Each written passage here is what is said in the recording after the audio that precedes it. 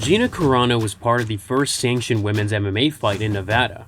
After making history in MMA, she transitioned to Hollywood. She sued Disney in a lawsuit funded by Elon Musk, and the outcome was shocking.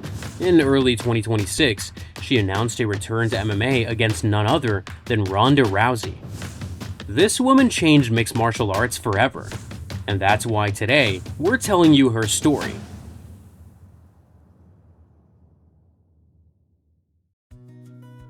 Gina Carano was born in Dallas, Texas, but the city that made her was Vegas. Her father, Glenn Carano, was an NFL quarterback, and growing up in that house meant learning pressure early.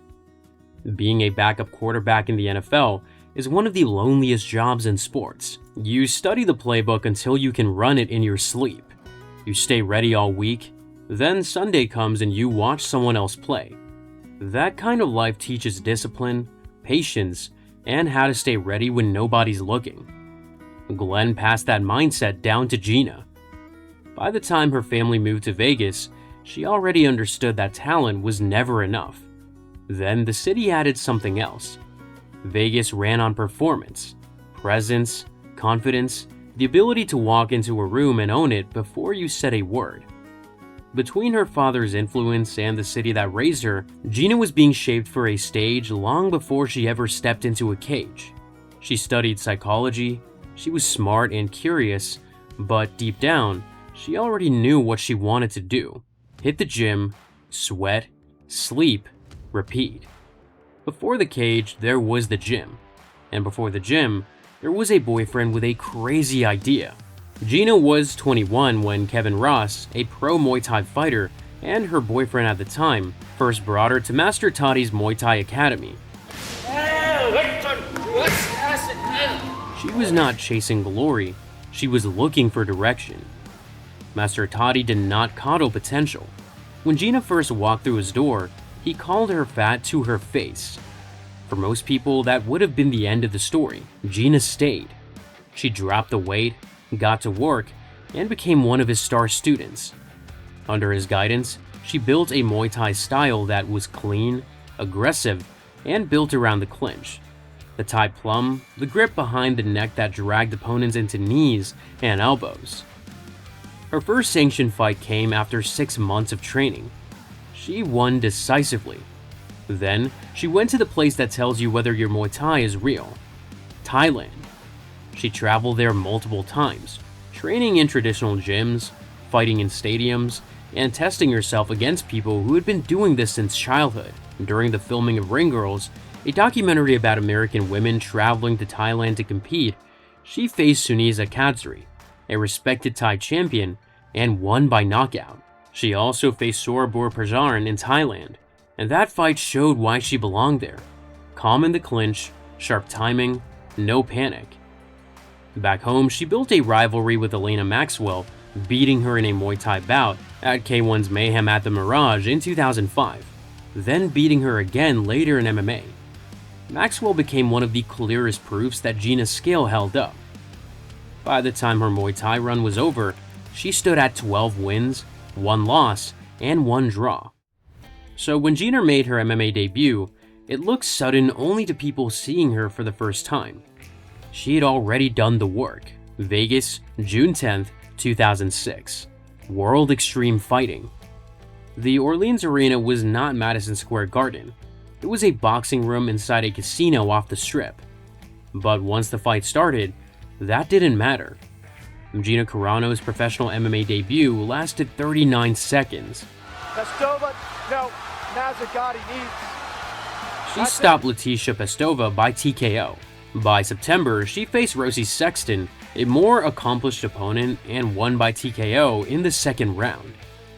By December, she was on a Strikeforce card, beating Elena Maxwell by unanimous decision. 3 fights, 3 wins, 3 different promotions. In 2006, that kind of momentum was rare in women's MMA.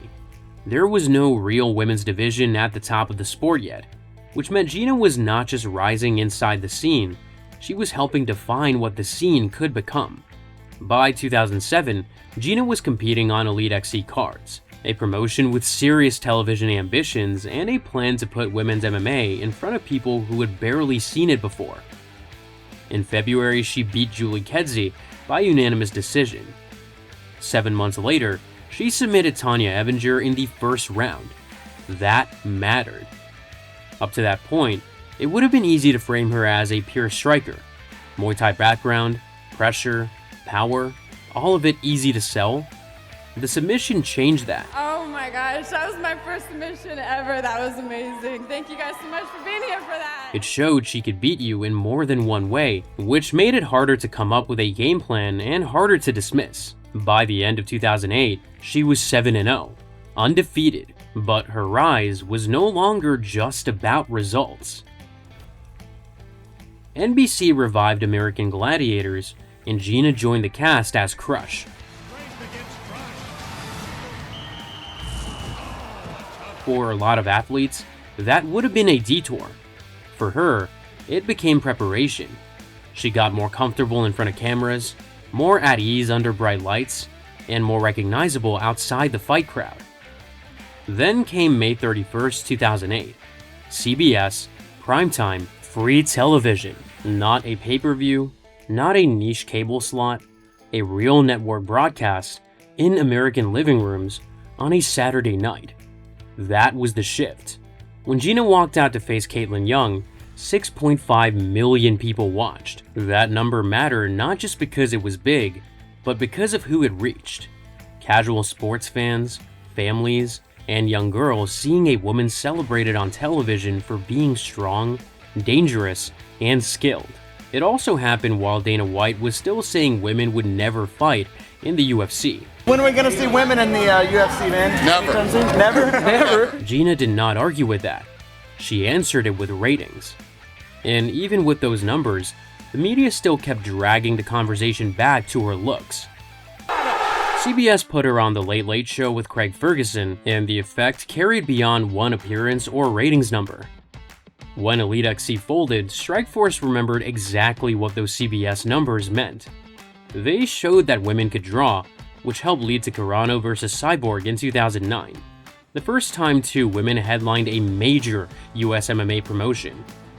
That was the real impact of the CBS run. It didn't just make Gina Carano bigger, it made women's MMA harder to ignore. August 15th, 2009, California. 13,000 people. A world title on the line, and for the first time in major American combat sports, two women were headlining a major MMA promotion. That alone carried pressure. For years, gatekeepers had insisted women could not carry a main event because casual fans would not care. Now, Gina Carano and Chris Cyborg were about to test that idea in front of a packed building. Carano came in as the face of women's MMA, recognizable, technically sharp, and already proven on CBS as someone who could pull a mainstream audience. Heavy hands, stakes were bigger than a belt. This was for the first Strikeforce Women's Featherweight Championship, but it also felt like a referendum on whether women's MMA could hold this kind of stage and deliver. When Gina's music hit, the building shook. Once the bell rang, Cyborg came. The record dropped to 7-1, but the loss changed very little about what the fight had shown. The night her legitimacy stopped being a question, and after everything she had built inside the cage, Hollywood started paying attention. Because most fighters who went to Hollywood ended up as henchman number 3, they looked dangerous, added credibility to a fight scene, and got removed before the plot moved on. That was usually the ceiling for combat athletes. Gina Carano got something else. In 2009, Steven Soderbergh watched her lose to Cyborg on television and saw what other filmmakers missed. Presence. Not polished acting, not technique, presence. He reached out, and they spent 4 hours at lunch. No scripts, no cold reads. He watched how she moved, how she listened, and how she carried herself. By the end of it, he told her he wanted to build a spy thriller around her. That became haywire. The adjustment was not simple. A fighter's instincts are built for contact. On a film set, those same instincts can cause problems. She had to throw punches that looked real without landing them, again and again, for long shooting days and endless takes. During rehearsals, she was terrified of hurting her co-stars. They were actors, not sparring partners. Then came the hotel room sequence. In rehearsal, Michael Fassbender looked at her and told her to hit him. That changed everything. Once she stopped trying to imitate movie violence and trusted the physical instincts she already had, the performance clicked. That was what made Haywire work. The action felt dangerous because, with Gina, it was rooted in something real. She did almost all of her own stunts, which gave the film an edge that you could feel. It also meant repeating the same fight over and over from different angles until the director had what he needed. Haywire opened in January 2012, and the reaction centered on one thing: she felt believable.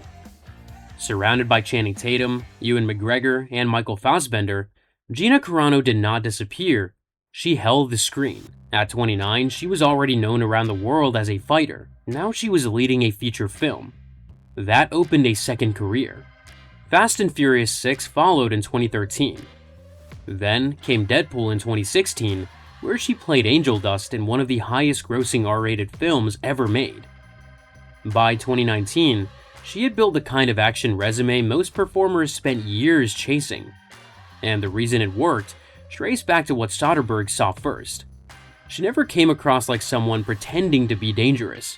She came across like someone dangerous, learning how to live inside a movie. In April 2019, entertainment coverage confirmed that Gina Carano had been cast in Disney Plus's The Mandalorian as Cara Dune, a former shock trooper turned mercenary. The role fit her for the same reason Haywire worked. When Gina stepped on screen, the physicality felt real. On November 12, 2019, The Mandalorian premiered as a key part of Disney Plus's launch, and the show broke big. I loved my character. I loved putting on her armor. Cara Dune caught on fast. Fan art, merchandise, a real following. Then, in December 2020, StarWars.com announced Rangers of the New Republic, a new live-action series set in the same timeline. Trade reporting strongly suggested Cara Dune would be central to it. For a brief stretch at the end of 2020, Gina Carano looked like more than a former fighter or a working actress. She looked like a franchise figure with her own spin-off in reach. But that version of the future didn't last long. On September 5, 2020, Gina posted criticism of COVID-19 policy inconsistencies, and the post generated internal disapproval at Lucasfilm. A week later, she updated her Twitter bio to Boop Bop Beep, a move widely read as mocking pronoun declarations. She later removed it. And I think the judge wasn't virtue signaling behind a computer, right? In November, she made posts questioning election results. By then, each controversy was no longer standing alone, they were stacking. Then, in February 2021, an Instagram post drew parallels between the persecution of Jewish people under Nazism and modern political hostility towards people with minority political views. The backlash moved fast.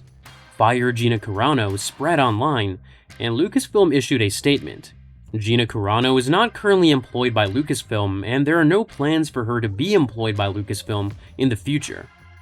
Nevertheless, her social media posts denigrating people based on their cultural and religious identities are abhorrent and unacceptable. The fallout went beyond the statement. Within days, United Talent Agency dropped her, and Rangers of the New Republic, the spin-off that had appeared set to build around Cara Dune, went quiet. 2 days later, she announced a film partnership with the Daily Wire. The move was immediate and clearly framed as a counterpunch. Carano said the viewership gave her a freer voice, while the Daily Wire presented it as a way around the system that had pushed her out. Terror on the Prairie premiered on June 14, 2022. It showed that her name still had enough pull to carry a project outside the major studio system, even if on a smaller scale. February 6, 2024. After 3 years of relative quiet, Gina Carano took the fight to court. She sued Walt Disney, Lucasfilm, and Huckleberry Industries, Inc., and demanded a jury trial. The complaint alleged wrongful termination, retaliation for lawful political activity, sex-based disparate treatment, and related claims under California law. At the center of it was not just what she posted, but whether the standard applied to her had been different. Her legal team pointed to male actors who had faced public social media controversy and kept their jobs. Carano argued that her political expression, combined with her gender, had produced an outcome a male actor in the same position would not have faced. Those were allegations, not findings. A complaint opened a legal argument, but it didn't prove one. Elon Musk financially backed the lawsuit, which made the case even more charged in the political climate of 2024. Then came the first real break. On July 24, 2024, U.S. District Judge Sherilyn Peace Garnett denied Disney and Lucasfilm's motion to dismiss. The court did not rule that Carano had been wrongfully fired. It ruled that her claims, as pleaded, were strong enough to move forward. That mattered because the case now reached discovery, where public arguments turned into evidence fights. On April 3, 2025, Magistrate Judge Steve Kim ordered Disney to produce compensation and contract information for comparator actors, with redactions and protective order handling tied to damages. Pedro Pascal, Carano's co-star on The Mandalorian, was named in the order as a comparator for compensation disclosure. By that point, the case was no longer just about headlines or public statements. It was about numbers, what comparable actors were paid, what opportunities had been lost, and what the firing had cost. Then, on August 7, 2025, the case settled on undisclosed terms. The parties agreed to dismiss it with prejudice, ending it for good. The public never saw the number or the full terms. What people did see was the change in tone. In 2021, Lucasfilm had described her post as abhorrent and unacceptable, and it said that there were no plans for future employment. In 2025, the company sounded very different, using language like well-respected and kind, and publicly leaving open the possibility of working with her again. That shift was the real final image of the case. Not a verdict, not a dramatic courtroom finish, a sealed settlement, a terminated case, and a company speaking about her in a way it never would have 4 years earlier. Carano had gone from being publicly cast out to being discussed, at least in public, as someone who might still have a place. For most people, that kind of door stayed shut.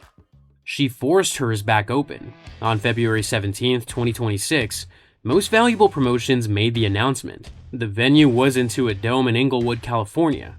May 16th on Netflix. Gina Carano versus Ronda Rousey.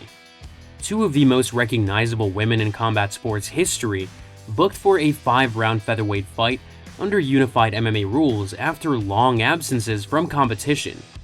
To understand why that hit so hard, you had to go back. For years, women's MMA had one question hanging over it. What if Gina Carano and Ronda Rousey fought? They never shared a cage. They never gave the sport the matchup people wanted most once Ronda arrived. But their names had been tied together for a long time. Gina came first. When she stepped away in 2009, women's MMA lost its biggest mainstream star. Elite XC had folded, the CBS platform was gone.